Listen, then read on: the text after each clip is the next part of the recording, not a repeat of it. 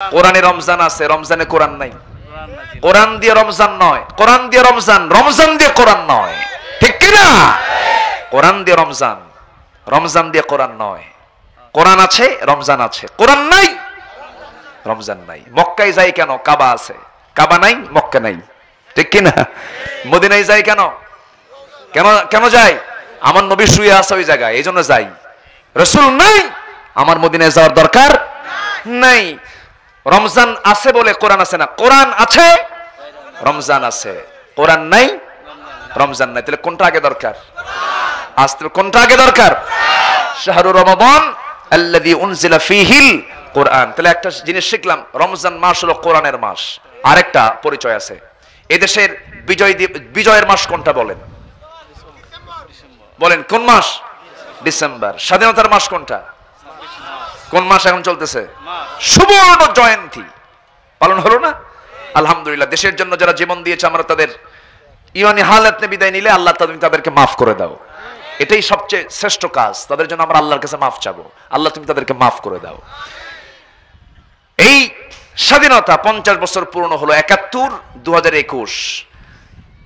2021-এ এসে আমরা কি পেলাম, আর স্বাধীনতার আগে আমরা কি পেয়েছি? স্বাধীনতার আগে পেয়েছি, আমাদের যারা দাদি নানি ছিলেন তাদের ব্লাউজ পেয়েছি হলো 1 গজ 4 গিরা কাপড়ের, যা দিয়ে পেট, পিঠ, হাত সবকিছু ঢেকে যেত।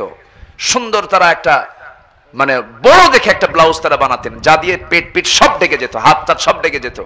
কিন্তু স্বাধীনতার 50 বছর পরে এসে স্বাধীন হতে হতে 1 গজ 4 গিরার ব্লাউজ, 1 গজই বাদ। আমার ভাইয়েরা, কোনদিন তো দেখলাম না খেজুর গাছে আম ধরলো, আম গাছে খেজুর ধরলো, তেঁতুল গাছে জাম ধরলো, জাম গাছে তেঁতুল ধরলো। আমার আল্লাহর সৃষ্টি কত সুন্দর, কত নিখুঁত করে আল্লাহ আমাকে বানিয়েছেন। আল্লাহ তার সৃষ্টিকে বানিয়েছেন, সকল সৃষ্টি বানিয়ে বলছেন, বান্দা পৃথিবীতে যা কিছু আছে আমি, তুই বান্দা, তোর জন্য আমি সব কিছু সৃষ্টি করেছি। জোরে বলি সুবহানাল্লাহ। হাতি বড় না মানুষ বড়? হ্যাঁ, ভালো করে কর। মর্যাদা কার বেশি বলেন, হাতির না মানুষের? মর্যাদায় মানুষ বড়, আকারে হাতি বড়। এখন শক্তির দিক থেকে মানুষ না হাতি? কিন্তু শক্তির দিক থেকে হাতি হলেও হাতি মানুষকে চালায় না, মানুষ হাতিকে চালায়। তাহলে শক্তিও কিন্তু মূলত মানুষেরই। জ্ঞান শক্তি, নলেজ ইজ পাওয়ার। জ্ঞান কি? শক্তি। এই জ্ঞান তো, এই বিবেক, এই সেন্স তো আল্লাহ রাব্বুল আলামিন হাতির মধ্যে দিলে পরে আমরা টিকতে পারতাম না। হাতির উপরে ছোট্ট একটা মাহুত বসে থাকে, একটা ঘুতা মারে লোহা দিয়া, ঝ্যাংটা মারলে সে সামনের দিকে যায়। সে নিজেও জানে না আমার বডি কত বড়। আল্লাহ তার চোখটাকে ছোট বানিয়ে দিয়েছেন, কারণ ও হাতি, যে হাতিকে আল্লাহ রাব্বুল আলামিন বানালেন এবং হাতিকে জানিয়ে দিলেন তুই মানুষের খেদমত করে যাবি, তোর দায়িত্ব মানুষের খেদমত করা। এই পৃথিবীতে স্থলজ, জলজ, আকাশ পথে যত প্রাণীকুল আছে, সমস্ত প্রাণীকুল গুলো আল্লাহ রাব্বুল আলামিন মানুষের জন্য বানিয়ে দিয়েছেন। মহান রাব্বুল আলামিন সুন্দর করে বলছেন, হুয়াল্লাযী খালাকা লাকুম মা ফিল আরদি জামিআ। তিনি সেই মহান সত্তা যিনি আসমান জমিনে যা কিছু আছে সব তোমার জন্য বানিয়ে দিয়েছেন। আর তুমি গোলাম, তোমার দায়িত্ব হলো কারো গুণগান গাবে না, কারো প্রশংসা করবে না, কারো দল করবে না, একমাত্র দল করবে কার? কারো প্রশংসা তোমার মুখে শোভা পাবে না। মানুষ তো মানুষের কোনোদিন প্রভুত্ব মেনে নিতে পারে না, মানুষ তো মানুষের আইনকে কখনো মানতে পারে না।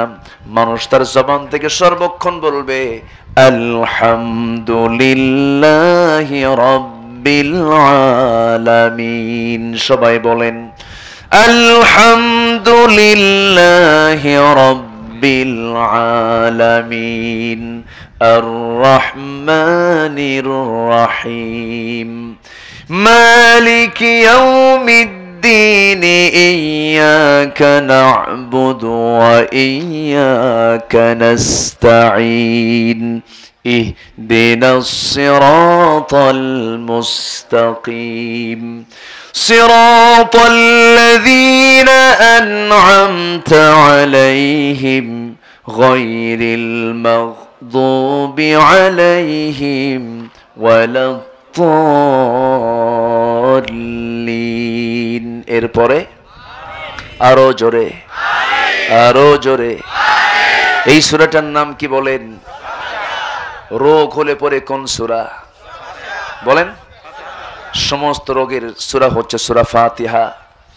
ছোটবেলায় হুজুরদের কাছে গিয়ে বসতাম, মা বলতেন বাবা অসুখ হয়েছে, যা একটু ঝাড়ফুঁক দিয়ে আয় হুজুরের কাছে। হুজুরের কাছে গিয়ে বসতাম, হুজুর মনে মনে যেন কি বলতেন, আর ভাবতাম মনে হয় কঠিন খুব দোয়া হবে, কঠিন কোন দোয়া। আস্তে আস্তে বলে, বড় হয়ে দেখি আস্তে বলার রহস্য হলো জোরে বললে আর হুজুরের কাছে কেউ যাবে না।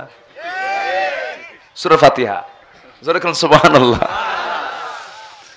যখনই কোনো রোগ হবে সূরাতুশ শিফা, এই সূরা ফাতিহা পড়ে একটু গ্লাসে ফু দিয়ে নেবেন, দম দিবেন, সেই দমটা সুন্দর করে আপনি সেই দমের পানিটা পান করবেন। সূরা ফাতিহা এমন একটা সূরার নাম, মৃত্যু রোগ ছাড়া সমস্ত রোগের ঔষধ আল্লাহ পাক এই সূরার মধ্যে রেখে দিয়েছেন। সূরার নামই হলো সূরাতুশ শিফা, তাই না? অনেকগুলো নাম আছে, ফাতিহাতুল কিতাব, উম্মুল কিতাব, আবার একটা সূরাতুশ শিফা। সমস্ত রোগের আরোগ্য এই সূরার মধ্যে আল্লাহ পাক রেখে দিয়েছেন। জোরে বলি সুবহানাল্লাহ। অসুখ দেন কে? অসুখ সারাবেন কে? অতএব প্রশংসা করতে হবে কার? প্রশংসা করলেই তো আল্লাহ খুশি হবেন, রোগ সেরে যাবে, তাই না? আমার ভাইয়েরা, আলোচনার সূচনায় কোরআনে কারীমের একটি গুরুত্বপূর্ণ সূরা, 5টা ভিত্তির উপরে ইসলাম প্রতিষ্ঠিত। এর মধ্যে অন্যতম ভিত্তি একটা হলো হজ। সূরাতুল হজের শেষ আয়াত থেকে আমি একটা আয়াত, শেষ আয়াতটা আমি তেলাওয়াত করেছি, 78 নম্বর আয়াত।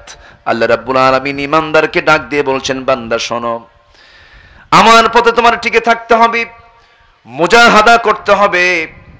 আমার পথে তোমাকে টিকে থাকাটাই সবচাইতে বড় চ্যালেঞ্জ। ঈমান আনা সহজ, ঈমান ধরে রাখা, ঈমান ধরে রাখা কঠিন। আমার নবীর হাতে বায়াত নিয়ে দিন থেকে বের হয়ে গেছে এমন রেকর্ড আছে না নাই? নবীজি মেরাজ করেছেন। নবীজি মেরাজ করার পর নবীজি যখন মক্কায় চলে এলেন, অনেক লোক আমার নবীর এই কথা শুনে তারা দিন ত্যাগ করে ফেললো। আমার নবীর হাতে বায়াত নেওয়ার পরও তারা দিন ত্যাগ করে ফেললো। ঈমান আনা তো সহজ, ঈমান ধরে রাখা কঠিন। আমার নবীর হাতে বায়াত নিয়ে তারা আবিসিনিয়ায় হিজরত করেছিল। আবিসিনিয়ায় উম্মে সাউদা এবং উম্মে হাবিবা আমার নবীর 2 স্ত্রী, তাদের আগের 2জন স্বামী শুকরান, উবাইদুল্লাহ বিন জাহাশ সপরিবারে তারা হিজরত করে যখন আবিসিনিয়ায় চলে গেল, আবিসিনিয়ায় যাওয়ার পর, ওই দেশে যাওয়ার পর 2জনের স্বামী তারা দিন ত্যাগ করে ফেললো, দিনের উপরে টিকে থাকতে পারলো না। কিন্তু অচল অবিচল ওই 2 নারী, মেয়েরা কিন্তু কম নয়, ইসলামে নারীদের ভূমিকা অনেক আছে। স্বামী 2জন পথভ্রষ্ট হয়ে গেল, কিন্তু মহিলা 2জন তারা এক পায়ে খাড়া থাকলেন, কারণ ঈমান আনা সহজ, ঈমান ধরে রাখা কঠিন। আল্লাহ রাব্বুল আলামিন সেই জন্য এক জায়গায় বলছেন, ইন্নাল্লাযীনা ক্বালু রাব্বুনাল্লাহু থুম্মা ইসতাকামু তাতানাজ্জালু আলাইহিমুল মালায়েকা আল্লা তাখাফু ওয়া লা তাহজানু وأبشروا بالجنة التي كنتم توعدون। জোরে বলুন আল্লাহু আকবার।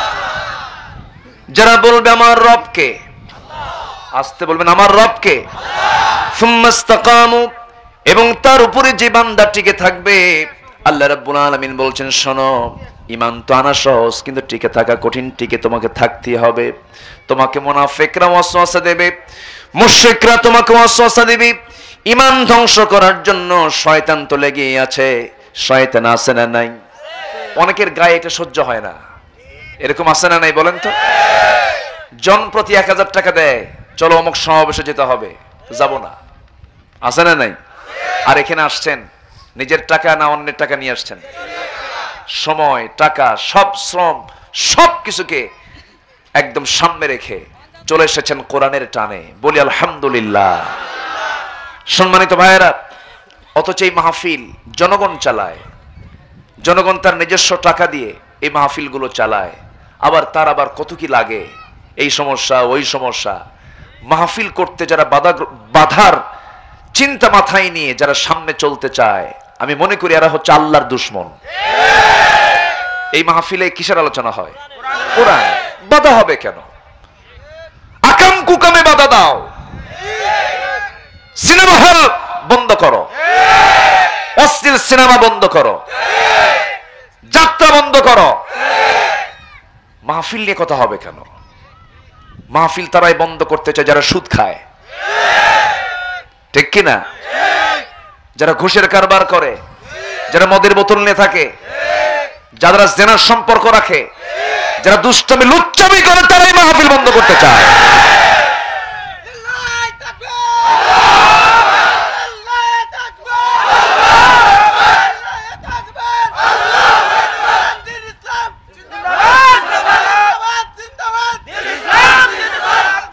কষ্ট পাচ্ছেন আপনারা? সম্মানিত ভাইয়েরা, সম্মানিত উপস্থিতি, চালাতে হবে সবকিছু, সবকিছুই চালাতে হবে। সবচেয়ে আগে চালাতে হবে আমার ইবাদত। আমার ইবাদত আগে চালাতে হবে। সব বন্ধ হবে, ইবাদত বন্ধ হবে না। মাহফিল একটা ইবাদত, ঠিক কিনা? এখানে এসে যদি মরে যায় তাও বরকত। মাহফিল একটা ইবাদত। সম্মানিত ভাইয়েরা, আমরা টিকে থাকবো ইসলামের পথে, জোরে বলি ইনশাআল্লাহ। আবার আমাদের কিছু প্রতিবন্ধকতা আছে, যেরকম গতকালকে শবে বরাত নিয়ে অনেকে অনেক কথা বলেছেন। আমি মাঝে মাঝে নিজেই আহত হয়ে যাই। আমাদের মধ্যে কিছু টুপি দাড়ি মুফতি সাহেবরা ফতুয়া দেন, এমন ফতুয়া মারে, ফতুয়ার ঠেলায় সব শেষ। এরকম আছে না নাই বলেন তো? কে যেন বলতেছে শবে বরাতের রোজা যদি কেউ রাখে সে জাহান্নামে যাবে। কি ফতুয়া মারলো দেখেন। আচ্ছা, হ্যাঁ, আপনার শবে বরাতের রাত্রে ভাবা যাবে না যে এই রাতে হালুয়া না খেলে বরাত হবে না, এটা মনে করার দরকার নাই, এটা করা যাবে না। কিন্তু এই রাতে সহিহ হাদিস, এই রাতে হিংসুক এবং মুশরিক ছাড়া আল্লাহ সবাইকে মাফ করে দেন। এক নম্বর কে? হিংসা আছে না নাই? হিংসা আছে? ও কেমন করে চলে রে, দেখ তোরে নিচে নামান যায় কিনা, এরকম চেতনার লোক আছে না নাই? আছে। হিংসুক লোকের দোয়া কবুল করবেন না কে? আচ্ছা। আর মুশরিক যারা শিরক করে, মুশরিক শুধু কিন্তু অন্য ধর্মের না, মুশরিক মুসলিম ধর্মেরও আছে। আছে না নাই? ফুলের তোড়া নিয়ে যায়, কবরে ফুল দেয়, সেজদা দেয়, মাজার পূজা করে। আছে না নাই? আল্লাহর দল না করে দুনিয়ার দল করে, এরা মুশরিক। এরা কি? এটা কি আমার ভাষা না আল্লাহর ভাষা? আল্লাহর ভাষা। এই দুশ্রেণীর স্যার আল্লাহ পাক সবাইকে মাফ করে দিবেন। এই বরাতের একটা গুরুত্বপূর্ণ গুরুত্ব ছিল, গত রাত আমরা পেয়েছি। আল্লাহ তুমি এই মাসের বরকত দিয়ে দাও। আমার সঙ্গে সবাই ঠোঁট মিলিয়ে বলুন আল্লাহুম্মা বারিক লানা ফিমা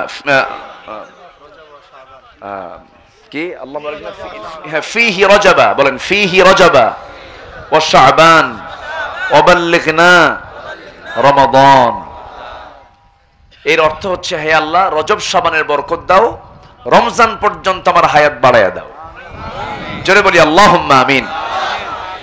আমার রাসূল শাবান যখন পেতেন কোমরে কাপড় বেঁধে ইবাদতে নেমে যেতেন, এত ব্যস্ত হয়ে পড়তেন ইবাদত করার জন্য।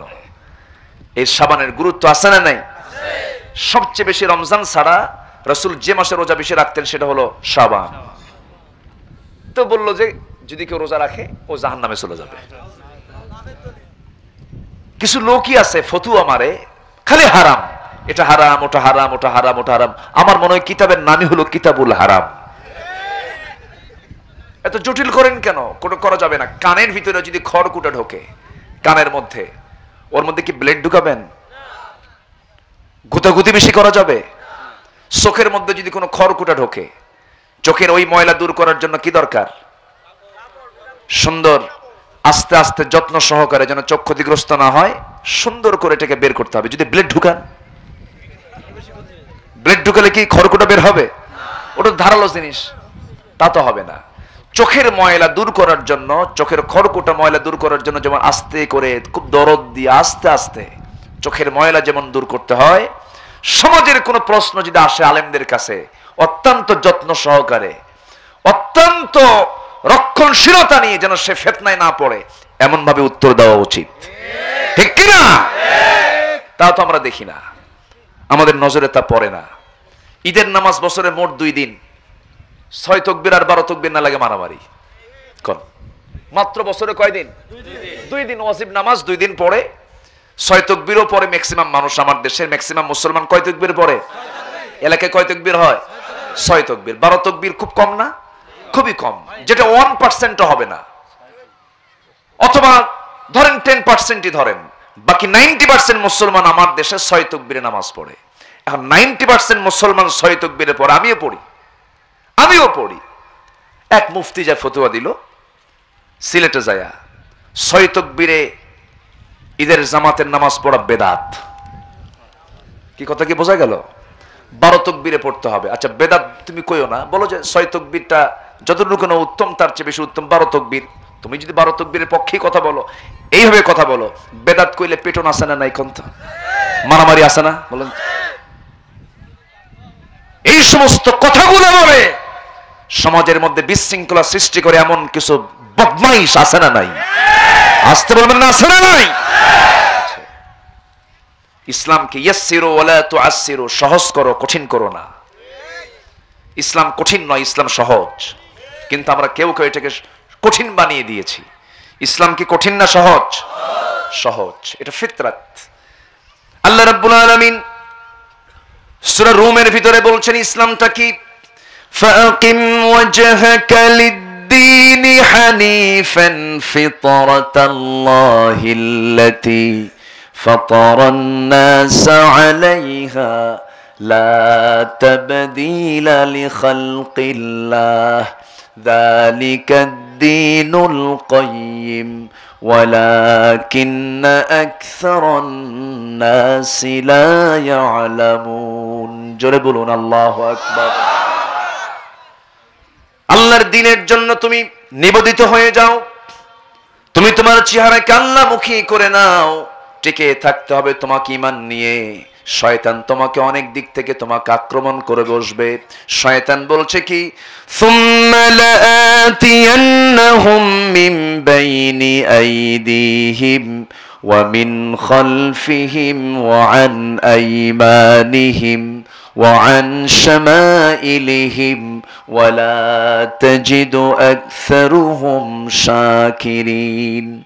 তোমার বান্দাদেরকে আমি ডান থেকে ধরবো, বাম থেকে ধরবো, সামনে থেকে ধরবো, পিছন থেকে ধরবো, ওদেরকে পথভ্রষ্ট করে ফেলবো। আল্লাহ বলছেন, ও শয়তান তুই পারবি না, কারণ আমার বান্দাগুলো আমার কাছে বলবে কুল আউযু বিরাব্বিন নাস মালিকিন নাস ইলাহিন নাস মিন শাররিল ওয়াসওয়াসিল খান্নাস الذي يوسوس في صدور الناس من الجنة والناس।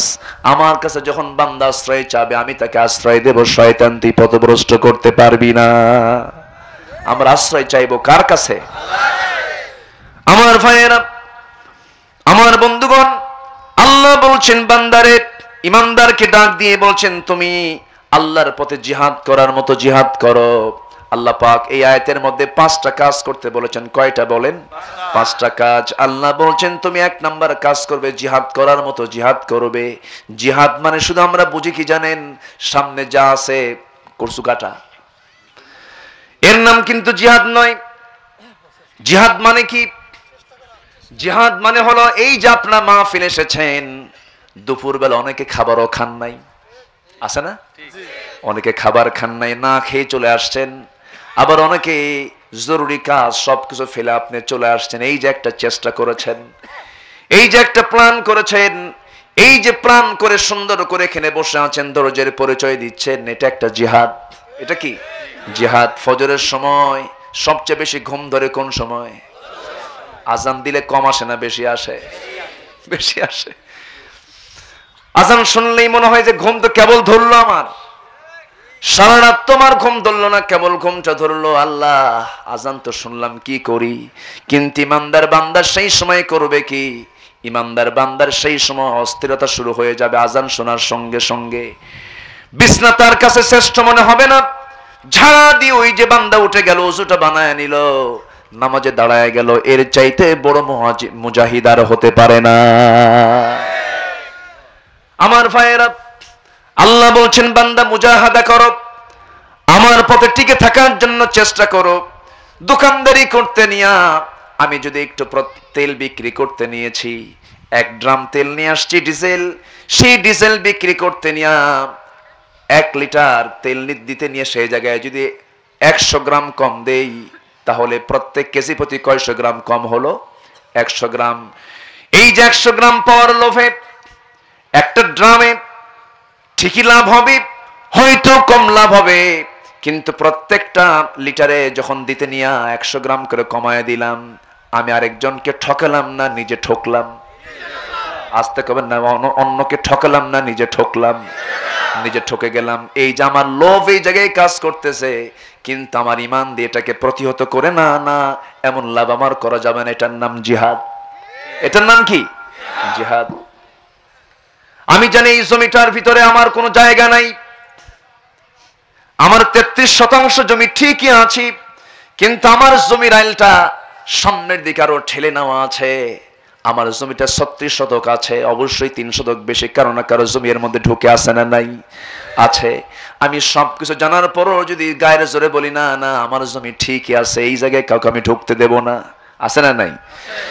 রাসূল বলেছেন, যদি কোনো ব্যক্তি অন্যের কোন জমি 1 বিঘত পরিমাণ যদি জোরপূর্বক যদি দখল করে রাখে, কিয়ামতের দিন আল্লাহ রাব্বুল আলামিন তার মাথার উপরে 7 তবক আসমান জমিন তার পিঠের উপরে, তার মাথার উপরে চাপায়া দিবেন। আমার ভাইরা, তাহলে ওই জায়গায় যখন ওই বান্দা যখন চিন্তা করবে না কি দরকার, আমার দরকার না, আমার যতটুকু জায়গা ততটুকু আমি রাখবো, অন্যের জায়গা আমি কেন, অন্যের তো জায়গা কম হয়ে আছে, ওই ভাইয়ের জায়গাটা কম, আমি নিজেই তাকে ডাক দিয়ে বলবো, ভাই সুন্দর করে মাপটা দিয়ে নাও, আমার যতটুকু জায়গা ততটুকু আমি নেব, কারণ 7 তবক আসমান জমিন আমার ঘাড়ে নিতে চাই না, মাথায় নিতে চাই না। এই যে আমি বের করে দিলাম, এটার নাম কি? আসতে কবেন, এটার নাম কি? জিহাদ।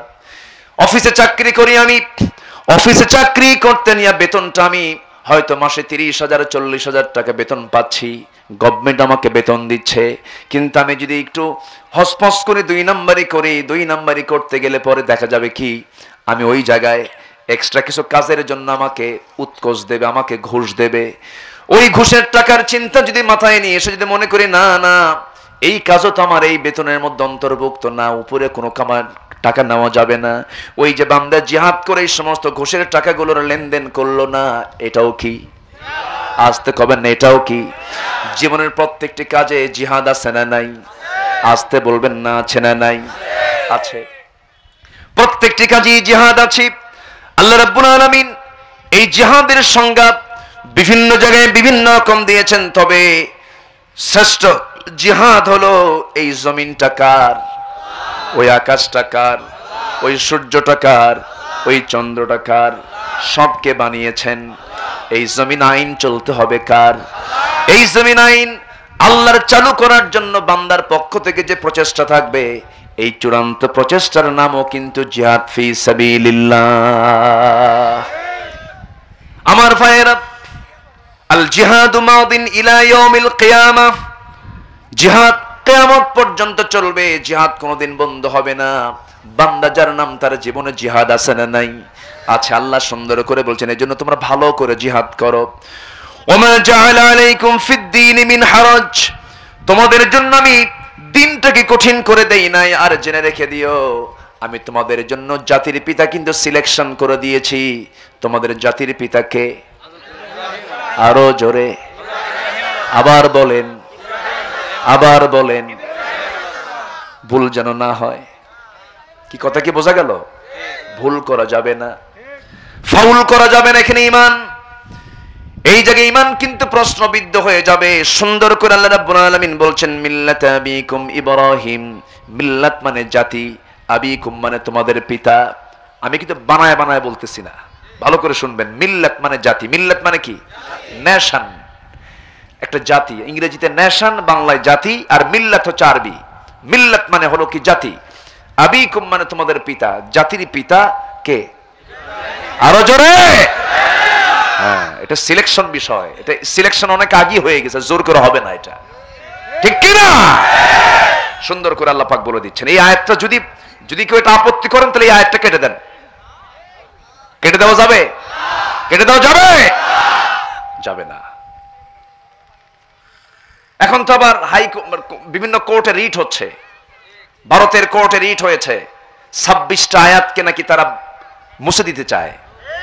কোরআনের 26টা আয়াত চলবে না, বলে যে এটা হাইকোর্টে রিট করেছে তারা, কোর্টে তারা রিট করেছে। 26 আয়াত কেন? একটা হরফ পরিবর্তন করার ক্ষমতা পৃথিবীর মানুষের নয়।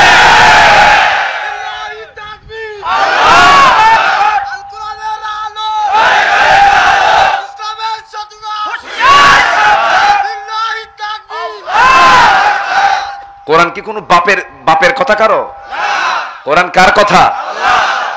আকাশ থাকবে না একদিন, সূর্য থাকবে না, কোরআন থেকে যাবে। কোরআন তো একটা অস্তিত্ব, এটা কার অস্তিত্ব? কত বড় উদ্যত্ত আচরণ আজকে আমরা লক্ষ্য করছি। সম্মানিত ভাইয়েরা,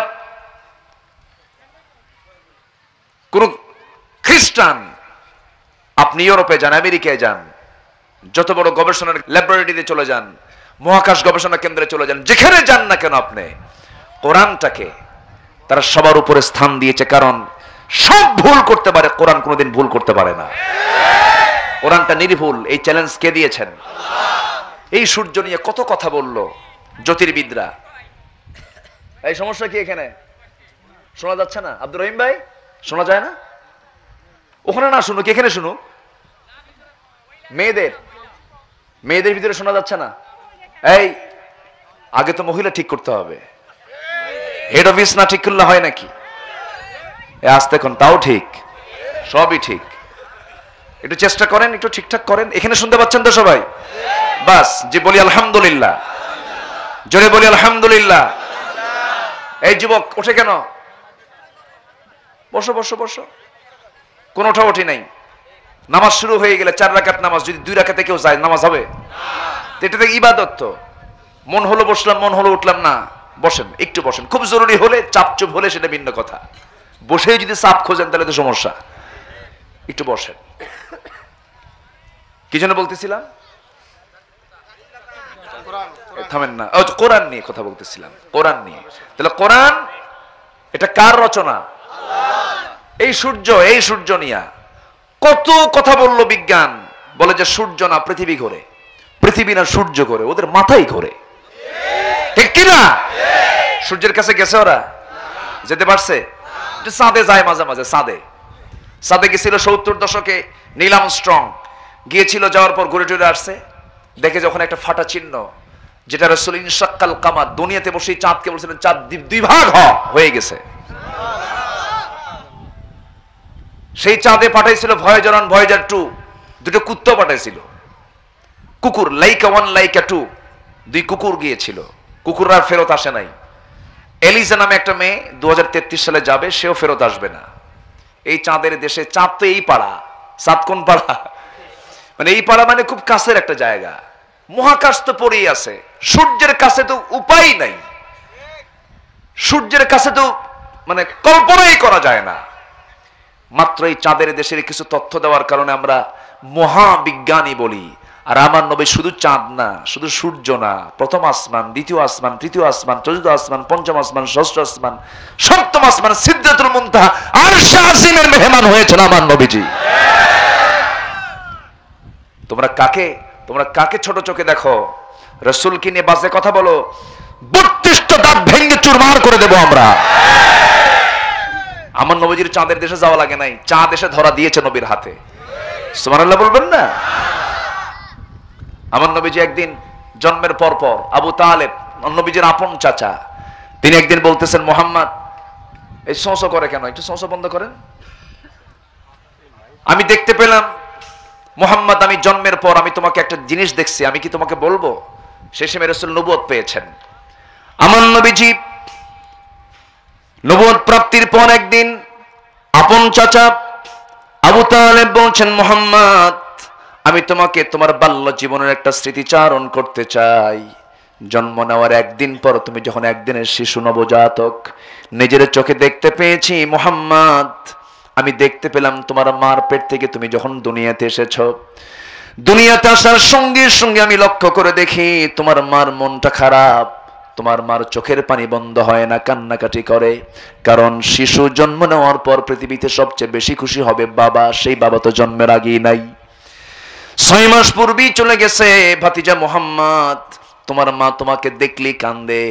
আমি দেখলাম দ্বিতীয় রাত্রিতে এসে তোমাকে তোমার মা চাঁদনি আকাশের নিচে শুয়ে রেখেছে। তোমার মা তোমার কাছে নাই, দূরে দূরে থাকতেছে। আমি দেখতে এসে দেখি তুমি যখন হাতগুলো নড়াচড়া করো, তোমার চোখগুলো যখন নড়াচড়া করো, আমি দেখতে পেলাম তুমি ডান দিকে তাকালে বাম দিকে থাকা চাঁদ ডান দিকে লাফ মেরে চলে আসে। আবার তুমি যখন বাম দিকে তাকাও, ডান দিকে থাকা চাঁদ বাম দিকে চলে আসে। হাত যদি যখন নড়াও, সঙ্গে সঙ্গে চাঁদ নড়ে। বাম হাত যখন নড়ো, চাঁদ নড়ে। রসুল বলছেন, চাচা আর কি দেখছেন? এই তো দেখছি বাবা। কতটুকুন সত্য বলো তো?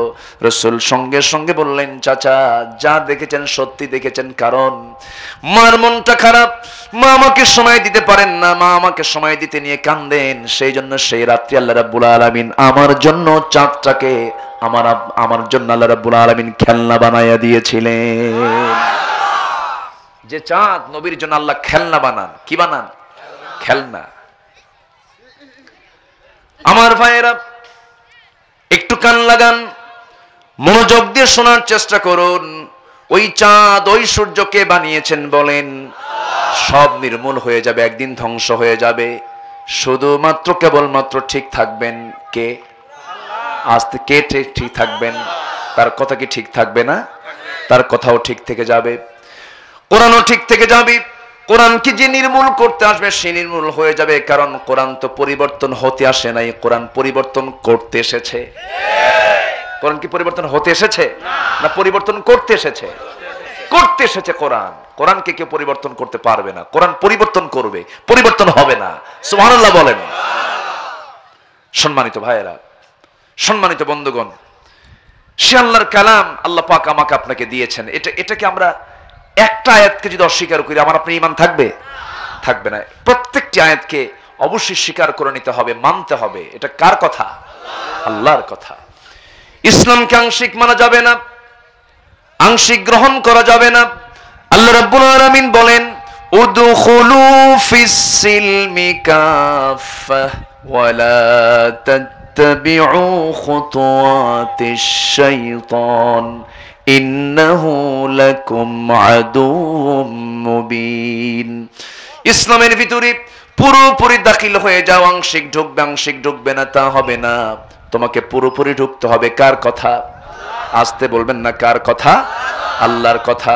আল্লাহ সুন্দর করে বলছেন, তোমাদের জাতির পিতাকে ইব্রাহিম হুয়া সাম্মাকুমুল মুসলিমিন, তিনি কি ছিলেন? মুসলমান। তিনি কি ছিলেন? মুসলমান। আমরা কি? না হানাফি, না আহলে হাদিস। এরকম গ্রুপিং করব আমরা? কোন গ্রুপিং করা যাবে? আমাদের মূল পরিচয় কি? মুসলমান। গোটা পৃথিবীর যে প্রান্তে যার মুখ থেকে বের হবে লা ইলাহা ইল্লাল্লাহু মুহাম্মাদুর রাসূলুল্লাহ। ভাষা কয়টা? আসতে বলবেন না, ভাষা কয়টা? এই একটা ভাষা যার মুখ থেকে বের হয়ে যাবে, তখন সে হয়ে যাবে আমার আপন ভাইয়ের চাইতে আপন, যদি সেই আপন ভাইয়ের ঈমান না থাকে। ঠিক কি না? সে আমার সবচাইতে কাছের হয়ে যাবে। এই ভ্রাতৃত্বের বন্ধন আল্লাহ রাব্বুল আলামিন দেখতে চান। আমরা মুসলমানের পরিচয় বহন করে আমরা চলবো। আমাদের বড় পরিচয় কিন্তু আমরা মুসলমান। কারণ এই পরিচয় ছাড়া বান্দা জান্নাত পাবে না। এই পরিচয়টা আমরা নেব। এরপর আল্লাহ বলছেন, বান্দারে এই পরিচয়টা দেওয়ার পর তোমার কাজ হবে কি করবে? নামাজটা তুমি কায়েম করবে। ফাকিমুস সালাহ, নামাজ তুমি কায়েম করবে। নামাজ কায়েমের কথা কে বললেন? নামাজ আদায় ব্যক্তিগত, নামাজ কায়েম সামষ্টিক। নামাজ আদায় হলো ব্যক্তিগত কাজ। আজান হলো, নামাজ পড়লাম, এটা আদায় হয়ে গেল। কিন্তু নামাজ কায়েম কি নামাজ আদায়ের মতো নাকি? না। আদায় একরকম আর নামাজ কায়েম আর এক রকম বিষয়। নামাজ আদায় হলো, আজান হয়ে গেছে, আমি আমার ব্যক্তিগত উদ্যোগে নামাজটা পড়ে নিলাম। আর নামাজ কায়েম কি, বসুন্ধের বাজারে ধরেন 500 দোকান আছে, আজান যখন হয়ে গেল বাজার কমিটির সভাপতি বলল আজকের থেকে আজান যখন হবে সমস্ত দোকান বন্ধ থাকবে নামাজ না হওয়া পর্যন্ত। ওটা নামাজ আদায় না নামাজ কায়েম? বলেন বলেন বলেন, নামাজ কি? কায়েম। আর আজান হলো, কেউ পড়লো না, কে পড়লো না এমন কোনো হিসাব নাই, কিছু নাই, আমি নিজে নামাজটা আদায় করে নিলাম, এটা একটা বিষয়। আর নামাজ কায়েম হলে পরে যখন আজান হবে সমস্ত কাজ বন্ধ হয়ে যাবে, নামাজের সমস্ত বান্দা হাজির হবে, নামাজের মধ্যে যা শুনবে যা বলবে সমাজে তা বাস্তবায়ন করবে, এটাই হলো নামাজ কায়েমের পরিবেশ। আমার ভাইয়েরা, আমার বন্ধুগণ, স্বাস্থ্যবিধির দেখেন আইন কি জিনিস।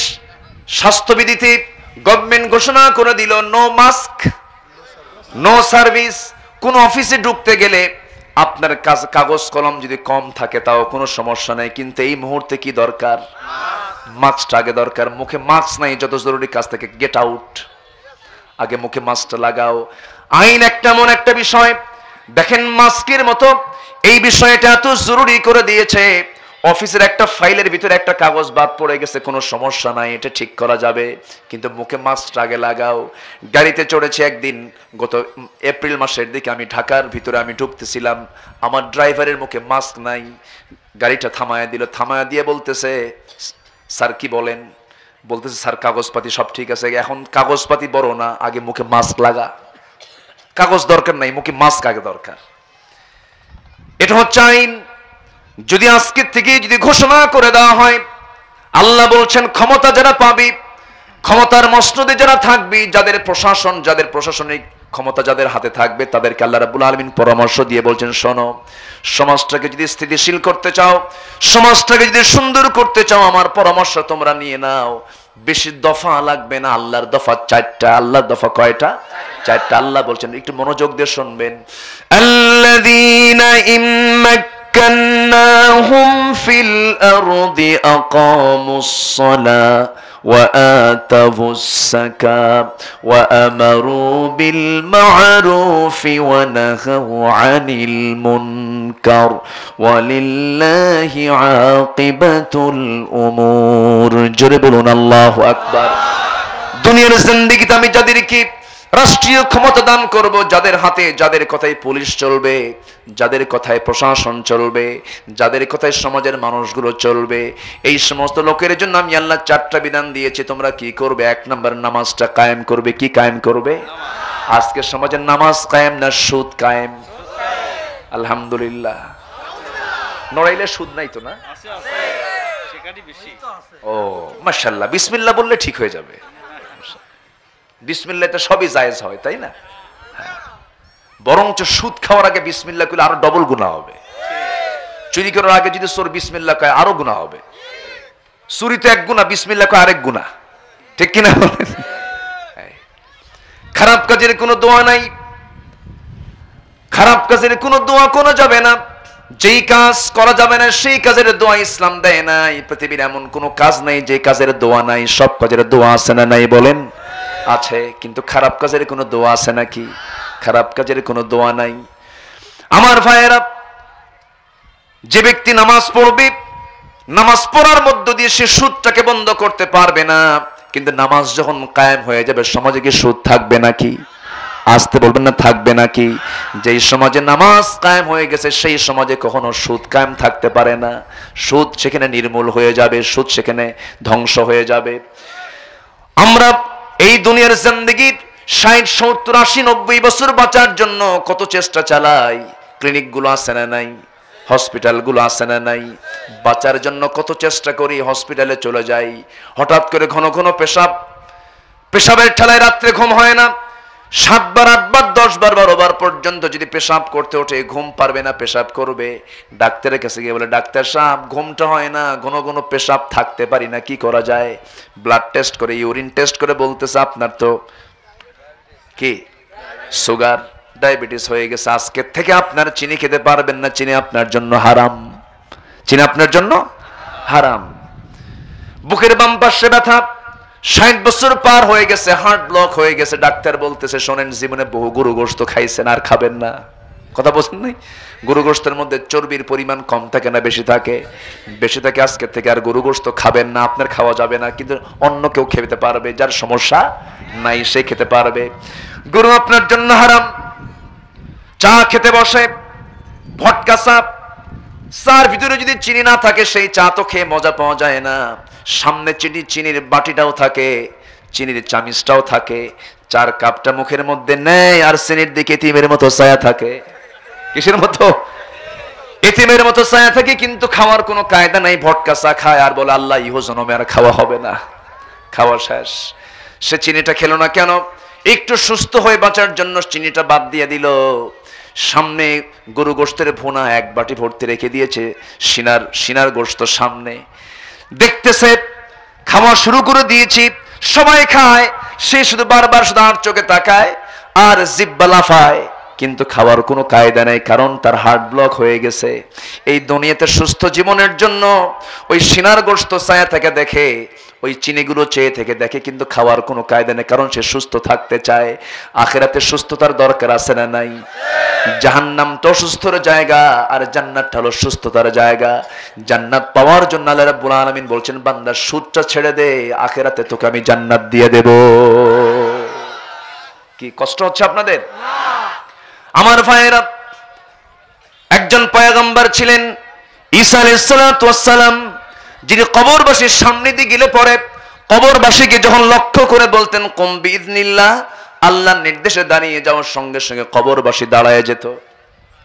আল্লাহ পাক তাকে এই মুজিজা দান করেছিলেন। একদিন তার কিছু উম্মত, তার কিছু সহকর্মী, তার কিছু সাহাবীরা একসঙ্গে মিলিত হয়ে বলছে আল্লাহর পয়গম্বর, এই যে কবরবাসী এখানে শুয়ে আছে, কবরের অবস্থা কি একটু জানান তো। সঙ্গে সঙ্গে তিনি যখন বলেন কুম বিইযনিল্লাহ, সঙ্গে সঙ্গে দেখা গেল কবরবাসীর পেটের মধ্যে সাপ কামড়াচ্ছে, মুখ থেকে রক্তগুলো গড়ে গড়ে পড়ে। বলা হলো এই শাস্তি হওয়ার কারণটা কি? বলা হলো দুনিয়ার জিন্দেগিতে জম্মের মতো সে সুদের কারবার করত।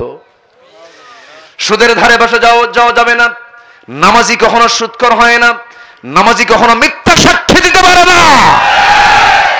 মিথ্যুক সাক্ষী নামাজি আছে না নাই? আছে।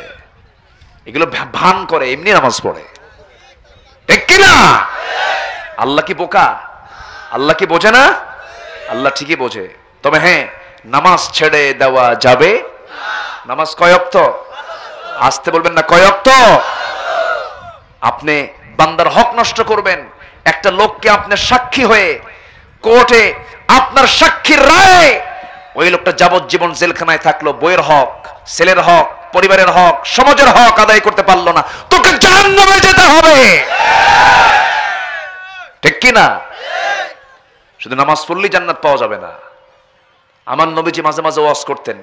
একদিন বলেন সাহাবীর, আমি একটা ইতিহাস শোনাই। বলেন, রাসূল বললেন আমাদের আগের যুগে, বনি ইসরাইলদের যুগে 3টা যুবক হঠাৎ করে তার একটা সফরে বের হলো, সফরে চলে গেল। সফরে যাওয়ার পর রাস্তার ভিতরে হঠাৎ করে প্রাকৃতিক একটা ঝড় চলে আসলো, প্রচন্ড ঝড়, সাথে পাহাড়িয়া ঢল। তো পাহাড়ি একটা অঞ্চল যেতে নেই, হঠাৎ করে পাহাড়িয়া ঢলে তারা কোথায় আশ্রয় নেবে? তারা করলো কি, একটা পাহাড়ের গুহায় গিয়ে তারা আশ্রয় নিল। গুহায় ঢোকার সঙ্গে সঙ্গে উপর থেকে একটা বড় ওজনের পাথর এসে পাহাড়ের ওই গুহার মুখে আটকে গেল। এখন ওই পাথর টান দেওয়ার মতো ক্ষমতা কারো নাই। ওই গুহার মধ্যে 3 জন আটকা, মরা ছাড়া উপায় আছে? উপায় নাই। আমার নবীজি বললেন সাহাবীরা শোনো, ওই 3টা যুবক পাহাড়িয়া গুহায় আটকে যাওয়ার পর চোখ মুখগুলো শুকে গেল, ভীত সন্ত্রস্ত হয়ে গেল। তারা করলো কি, 3 জন 3 দিকে বসে নিজের জীবনের ভালো ভালো আমলের কথা চিন্তা করলো।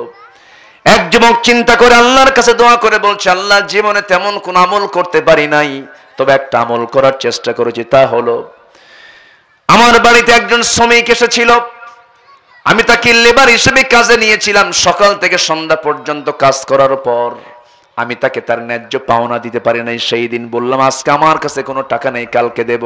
সে আর পরের দিন আসে নাই। কয়েক বছর চলে যাবার পর ওই লোকটা একদিন আমার কাছে আসছে সেই টাকা নেবার জন্য, কিন্তু আমি ওই টাকাটার হক আমি নষ্ট করি নাই, ওই টাকা দিয়ে আমি করেছি কি, একটা ছাগি কিনেছি, সেই ছাগি থেকে ছাগল পাল হয়ে গেছে, অনেক বড় ছাগল পাল।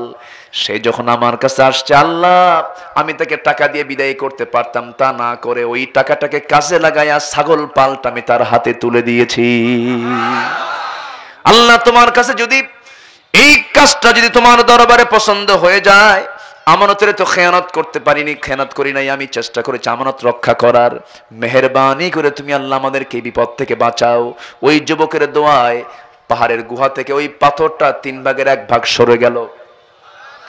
আরেক যুবক দোয়া করে, আল্লাহ জীবনে তেমন কোন আমল করতে পারি নাই, তবে এক রাতে আমি অনেক গভীর রাতে বাড়িতে ফিরলাম, আমার বউ আমাকে গামছা পানি দিল, আমি ওযু সুন্দর করে আমি ফ্রেশ হলাম, ওযু গোসল করে নিলাম।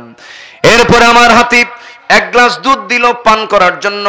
আমার মেয়েটাও দুধ খেতে চাইলো, মেয়েটাকেও দিলাম না, নিজেও পান করলাম না। মনে মনে চিন্তা করলাম, আমার মাটা কেমন যেন আছে, সে যেন কি খাইছে জানি না। মার ঘরের দরজায় গিয়ে দেখি মা আমার ঘুমানো। আমি গ্লাসটা হাতে নিয়ে আমার মার শিওরে আমি গোটা রাত দাঁড়িয়েছিলাম। ফজর যখন হয়ে গেছে, মা ঘুম থেকে জাগা পেয়ে আমার দিকে তাকায় বলে, বাজান এত রাত্রে হাতে গ্লাস নিয়ে দাঁড়ায় থেকে কি করি? সেই সময় বলেছি, মা আমার জন্য কত রাত তুমি তাকায় থেকে তুমি আমার সেবা করেছো, আমার তুমি খেদমত করেছো মা। আজকে তোমার জন্য আমি একটা রাত চেষ্টা করছি মা। এই যে দুধটা, এই দুধটা আমিও খাই না, আমার মেয়েকেও খাওয়াই নাই, তোমাকে খাওয়াবো মা, আমি তোমাকে আজকে পান করাবো মা, তুমি একটু মুখটা ফাঁকা করো। মার মুখে 1 গ্লাস দুধ খাওয়াইয়া দিয়েছি। আল্লাহ, ও আল্লাহ, তোমার কাছে যদি এই মায়ের খেদমতটা তোমার পছন্দ হয়, এই বিপদ থেকে তুমি আল্লাহ আমাদেরকে বাঁচাও। পাহাড়ের মুখ থেকে 3 ভাগের 2 ভাগ পাথরটা সরে গেল। একটু আস্তে কই সুবহানাল্লাহ, জোরে বলি সুবহানাল্লাহ। তৃতীয় যুবক দোয়া করে, আল্লাহ জীবনে তেমন কোন আমল করতে পারি না, আল্লাহ তোমার দরবারে ফরিয়াদ। এক রাতে আমি আমার চাচাতো বোনের ঘরের মধ্যে ঢুকলাম, চাচাতো বোনের সঙ্গে জিনার কাজে লিপ্ত হব। 2 উরুর মাঝখান পর্যন্ত চলে গিয়েছি। হঠাৎ করে আমি দেখি আমার বোনের চোখ দিয়ে টপ টপ করে পানি পড়ে, কান্দে। বললাম, বোন তুমি কান্দো কেন, কান্নার কারণটা কি? বোনটা তখন বলে, ও আমার চাচাতো ভাই, তুমি কি জানো আমরা দুজনে এখানে থাকলেও, নির্জনে থাকলেও, কেউ না দেখলেও আমাদের পেছনে বড় একজন রাজসাক্ষী, তিনি কে? আসতে বলবেন না, তিনি কে? আল্লাহ। আল্লাহকে ভয় করো আমার ভাই, তুমি আল্লাহকে ভয় করো। সঙ্গে সঙ্গে বোনের কথা মনে করে আমি জিনার কাছ থেকে নিজেকে আমি গুটিয়ে নিয়েছি। সেই জায়গা থেকে বের হয়ে আমি জিনার কাজে লিপ্ত হই না। আল্লাহ যৌবনকে তোমার ভয় আমি কন্ট্রোল করেছি। ও আল্লাহ, এই বিপদ থেকে আমাদেরকে বাঁচায় দাও। সামনের মুখ থেকে পাথরটা টোটাল সরে গেল। ওই পাহাড়িয়া 3 যুবক পাহাড় থেকে বের হয়ে চলে আসলো। রাসূল এই ঘটনা বলে, এই ইতিহাস থেকে রাসূল 3টা ঘটনা টানলেন, 3টা শিক্ষা টানলেন। নাম্বার 1 হলো, বান্দার হক নষ্ট করা যাবে, আমানতের খেয়ানত করা যাবে, আমানত রক্ষা করতে হবে। এটার মধ্যে ঈমান আছে না নাই? আছে। নাম্বার 2 হলো, বাপ মার সঙ্গে নাফরমানি করা যাবে না, বাপ মার সঙ্গে সুন্দর আচরণ করতে হবে। আমার জীবনের সবচেয়ে সুন্দর আচরণ হবে 1 নাম্বার আমার মা, 1 নাম্বার হচ্ছেন আমার বাবা। ঠিক কিনা বলেন? সবচেয়ে সুন্দর আচরণ তারাই পাবে। নাম্বার 3 হলো, ও যুবক, তোমাকে বহু মানুষ বহু প্রস্তাব দেবে। অনেক নারী আজকে সমাজে ফিতনা আছে না নাই বলেন? আসতে বলবেন না, আছে না নাই? আজ থেকে 20 বছর আগে রাস্তায় মহিলা কম ছিল না বেশি ছিল? কম ছিল। আজকে কম না বেশি? মার্কেটে পুরুষ কম না বেশি? সব জায়গায় পুরুষ কম মহিলা বেশি। প্রত্যেকটা জায়গায় মেয়েদের অনুপ্রবেশ বেশি। মেয়েরা যাবে সমস্যা নাই, কিন্তু অধিকাংশ মেয়েদের গায়ে কি পর্দা আছে নাকি? আসতে বলবেন না, পর্দা আছে নাকি? এই ফিতনা তোমাকে অ্যাটাক করে ফেলবি। এই ফিতনা সৃষ্টি করেছে ইহুদি খ্রিস্টানরা। তারা জানে মুসলমানদের ঈমানকে ধ্বংস করার জন্য সবচাইতে বড় অস্ত্র হলো মুসলিম পরিবারের মেয়েদেরকে উলঙ্গ করে ঘর থেকে বের। ঠিক কি না? মেয়েদেরকে উলঙ্গ করে ঘর থেকে বের করে দেওয়া। সেই উলঙ্গ করে আজকে মেয়েদেরকে ঘর থেকে বের করে দিয়েছে। যুবক, তোমাকেও কন্ট্রোল করতে হবে। তোমার সামনে বহু নারী আসবে। আবার আমার মা আপনার ঈমানকে ধ্বংস করার জন্য বহু শৃঙ্খল যুবক আপনাকে বিভিন্ন ধরনের প্রলোভন দেবে। এগুলোতে কোনো কিছু করা যাবে না। মোবাইলে মিস কল মারা যাবে না, মোবাইলে চ্যাটিং করা যাবে না। এটা একটা বড় ফিতনা। ছেলেকে বাইক নয় জীবন দিয়ে দেন, মেয়েকে মোবাইল নয় কোরআনের শিক্ষা দিয়ে দেন। ঠিক কিনা? মেয়েদের হাতে এগুলো দিয়ে দিবেন না। যখন পরিণত বয়স হয়ে যাবে, আমার রাসূলকে তো 25 বছরের নবুয়ত দিতে পারতেন আল্লাহ, আমার রাসূলকে নবুয়ত দিয়েছেন কত বছরে? 40 বছরের। সবকিছুর একটা বয়স আছে না নাই? বয়সের আগে যদি আপনার ছেলে মেয়েকে পাকায় দেন, দোষ তো তাদের না, দোষ হবে আপনার। ঠিক কিনা? সবার হাতে সব দেওয়া যাবে না। শিশুর হাতে আপনি যদি আগুন তুলে দেন, সে তো আগুন দিয়ে জ্বলে যাবে। ঠিক কিনা? সবার হাতে সবকিছু দেওয়া যাবে না। এই জন্য ফিতনা থেকে বাঁচতে হবে। মোবাইলে মিস কল মারা যাবে না। এক যুবক কয়, হুজুর মিস কল তো কোরআন শরীফে আছে, কোথায়? ফামাইয়া আমাল মিস কলা, এরকম আছে না? আচ্ছা, এগুলো করা যাবে না, এগুলো বন্ধ করতে হবে। অনেক কালিয়া তোমার জীবনে আসবে। যুবকরা, আজকের মাহফিলে যুবকরা বেশি, বলি আলহামদুলিল্লাহ। যুবকদের আসা এটা ভালো লক্ষণ, বলি আলহামদুলিল্লাহ। তোমার জীবন অনেক ফিতনা আসবে, তোমাকে প্রলোভন দিবি, তোমাকে অনেক কিছুই করবে। সেই সময় তোমাকে হতে হবে ইউসুফ। কি হতে হবে? বলেন, কি হতে হবে? ইউসুফ। ইউসুফের ভূমিকা তোমাকে পালন করতে হবে। ইউসুফ আলাইহিস সালামকে বিশাল একটা ফিতনা অ্যাটাক করেছিল। তিনি কি ফিতনায় ফেল করেছেন না পাস করেছেন? পাস করেছেন। কি সুন্দর করে তাকে ঘরের মধ্যে তুলে নিয়ে, সম্ভ্রান্ত উচ্চ বংশ, রাজদরবারের নারী এবং সবচেয়ে বংশী একজন নারী, সুন্দরী নারী, তাকে ঘরের মধ্যে তুলে নিয়ে বলছে, ইউসুফ, আমার কি অভাব আছে রে? আমার জীবন যৌবন সবই আছে, আমার সৌন্দর্য আছে, আমার অর্থবিত্ত আছে, আমি তোমার জন্য পাগল। তোমার চেহারাটা কত সুন্দর। তিনি বলছেন, শোনো, আমার চেহারায় পাগল হইও না, আমার চেহারা যে সুন্দর করেছেন যে আল্লাহ, সে আল্লাহর তুমি পাগল হয়ে যাও। ঢেকি স্বর্গে গেলেও না ধান বানে। হ্যাঁ, তাই না? একটা কথা আছে না, ঢেকি স্বর্গে গেলেও ধান বানে। মানে যে দায়ী হবে, যে ভালো মানুষ হবে, যে যত ফিতনায় পড়ুক না কেন, সে আল্লাহকে ভুলবে না। যদি বলি আল্লাহু আকবার, আল্লাহু আকবার। ইউসুফ আলাইহিস সালাম যখন এই একটা পরীক্ষায় পড়লেন, কম কথা, জুলাইখা বলল, ইউসুফ, তোমার চক্ষু কত সুন্দর টানা টানা। তিনি বলছেন, চোখ টানা কি দিয়ে কি করবা? চোখ যিনি বানিয়েছেন সে আল্লাহর প্রশংসা করো। তোমার চামড়া কত সুন্দর মসৃণ, তুমি কি জানো জাহান্নামের চিরুনি দিয়ে চামড়াগুলোকে টেনে টেনে নিয়ে আসা হবে? তোমার চুলগুলো কত সুন্দর, আমাকে পাগল করে দিয়েছে। তিনি বলেন, এই চুল জাহান্নামের চিরুনি দিয়ে টেনে টেনে ছেনা হবে।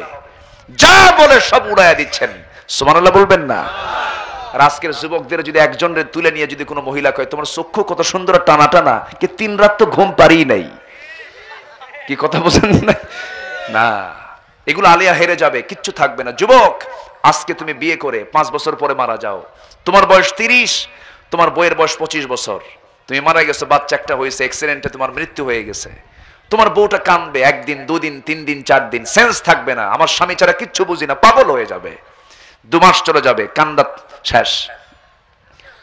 3 মাস চলে যাবে, আরো কান্না থেমে যাবে। 4 মাসের মাথায় বাপ মা আত্মীয় স্বজন এসে বলবে, মা, তোমার তো বয়স আছে, যৌবন আছে, জীবন আছে, আমরা বুড়া মানুষ, আমরা মরে যাব, আমরা বয়স হয়ে যাব, তোমাকে কে দেখবে? তোমার তো একটা ছাতা দরকার, বিয়ে দেব আমরা। আপনার স্ত্রী তখন কিছুই বলবে না। সবাই মিলে যখন বিয়ে দেবে নতুন স্বামী পায়া, বাপ মাকে এসে, আপনার ওই স্ত্রী এসে বলবে, মা, আগের স্বামীর চাইতে এই স্বামী আমার দারুণ ভালো। এটাই দুনিয়ার নিয়ম, এটাই বাস্তবতা। দুনিয়া চলবে, কিন্তু আমি আপনি থাকবো না। এই জন্য সবার আগে আমার বন্ধুত্বের প্রাচীর তৈরি করব আমি কার সাথে? আসতে বলবেন না, কার সাথে? আমার সবচেয়ে বড় সাক্ষী কে? আমার জীবনের সবচেয়ে বড় সাক্ষী কে? আমি যদি আল্লাহকে সাক্ষী রেখে যদি একটা কদম ফেলি, আমার জীবনে কোনো ভুল হবে নাকি? আমার জীবনে কোনো গুনাহ হবে নাকি? এরপর আল্লাহ বলছেন, বান্দারে, তুই যদি আমাকে সাক্ষী রেখে কোনো ভুল করেও ফেলিস, বান্দা, মাফ চাইলে আমি তোকে মাফ করে দেব। দুনিয়াতে চুরি করে ধরা পড়লে পরে থানায় তার নামের তালিকা থাকে কিনা বলেন? দুনিয়াতে আকাম কুকাম করে থানায় যদি তার নামের তালিকা একবারে চলে যায়, মৃত্যু পর্যন্ত তার নামের তালিকাটা কালো তালিকায় থেকে যায়। আল্লাহ বলেন, বান্দারে, তুই গুনাহ করেছিস, চুরি করেছিস, ডাকাতি করেছিস, আমার কাছে যদি মাফ চাস, আমি তোকে যদি একবার মাফ করে দেই, কালো তালিকায় নাম না রেখে আমি জান্নাতের তালিকায় নামটা রেখে দেই। যেরকম সুবহানাল্লাহ। আল্লাহর দয়া সবচেয়ে কম না বেশি? সবচেয়ে দয়া বেশি আমার প্রতি কার? আল্লাহর। আমার ভাইয়েরা, সাউন্ড কমে গেছে, কমুক, সমস্যা নাই, শোনা যাচ্ছে তো? বলি আলহামদুলিল্লাহ। হ্যাঁ, থামেন, সমস্যা নাই। আমার ভাইয়েরা, আমার বন্ধুগণ, ফাকিমুস সালাত, নামাজ কায়েম করো, ওয়া আতুজ যাকাত, যাকাত তোমরা আদায় করো, ওয়া তাসিমু বিল্লাহ, তোমরা কাকে ধরো? আসতে বলবেন না, কাকে ধরো? কাকে ধরো? কোন নেতার পিছনে ঘোরো যে নেতা নামাজ পড়ে না? থাপড়া সোজা করা দরকার এই বেদবদের, ঠিক কি না?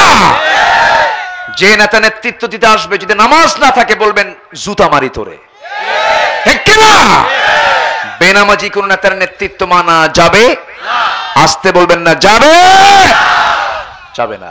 জীবনে বহু ঠকা ঠকছে, আর ঠকতে চাই না আমরা, ঠিক কি না? ওয়াতাসিমু বিল্লাহ, তোমরা কাকে ধরবে? আল্লাহকে ধরবে। নামাজ কয় ওয়াক্ত হবে? একা না জামাতে? বুঝে না না বুঝে? জেনে না না জেনে? আজান কি হয়েছে নাকি? আজান হবে মনে হয় না। আচ্ছা, জেনে না না জেনে? আস্তে আস্তে না তাড়াতাড়ি? রমজান মাসে এশার পরে কিসের নামাজ হয়? তাড়াতাড়ি। কিসের নামাজ? আমি এটার নাম দিয়েছি তাড়াতাড়ি। আধা ঘন্টায় না, কি বলেন আপনি? 20 মিনিটে 20 রাকাত শেষ। ফেরেশতাকে বুঝি নাই, ফেরেশতাকে কি কয় বুঝি নাই। আমল নামায় কি লিখবো আমি? কি যে শুরু হয় রমজান মাসে, এত গতি নামাজের। আমার দেশে মোবাইলের গতি হলো 4G, আর ওর নামাজের গতি হলো 10G। এত গতি তার নামাজ। না, বুঝে শুনে নামাজ পড়লে এত তাড়াতাড়ি হবে না, কারণ নামাজ হচ্ছে বোঝা শোনা। কার সাথে?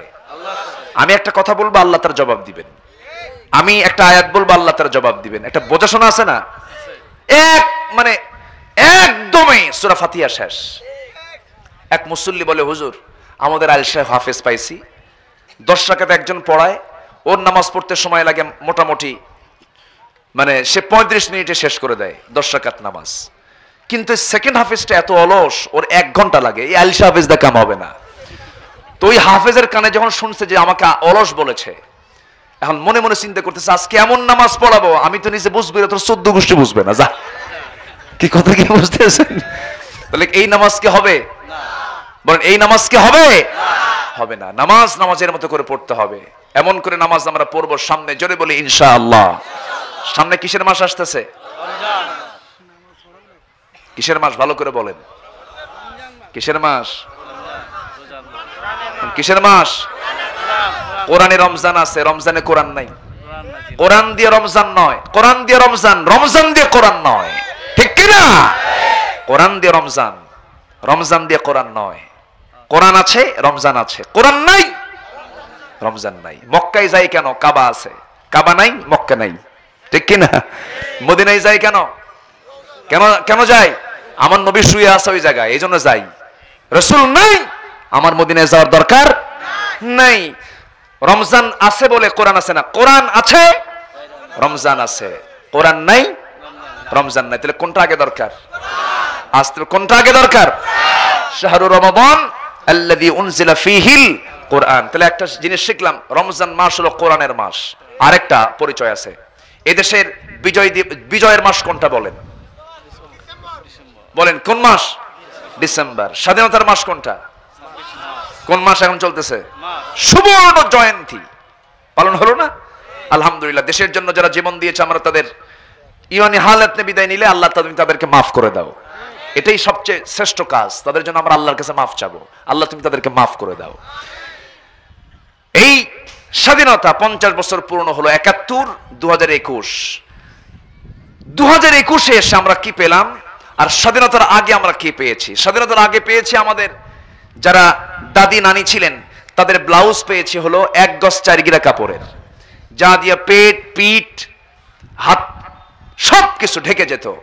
সুন্দর তারা একটা মানে বড় দেখে একটা ব্লাউজ তারা বানাতেন, যা দিয়ে পেট পিঠ সব ঢেকে যেত, হাত টাত সব ঢেকে যেত। কিন্তু স্বাধীনতার 50 বছর পরে এসে স্বাধীন হতে হতে 1 গজ 4 গিরার ব্লাউজ 1 গজই বাদ আছে। খালি কয় গিরা? কয় গিরা? এই স্বাধীনতা আমরা চাই নাই, ঠিক কি না? আমরা এই স্বাধীনতা চাই নাই যে মেয়েরা উলঙ্গ হয়ে রাস্তায় হাঁটবে। আমরা এই স্বাধীনতা চাই নাই সামনে রাজপথে মানুষের লাশ পড়ে থাকবে। আমরা এই স্বাধীনতা চাই নাই জনগণ মুক্ত মনে কথা বলতে পারবে না।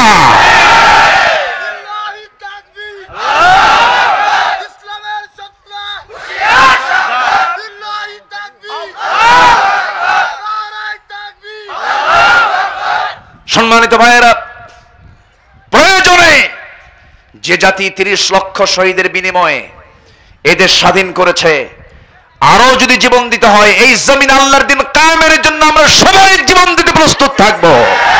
সবাই কি রাজি আছেন? রাজি আছেন কারা কারা? হাত উঁচু করে দেখান মুসলমান।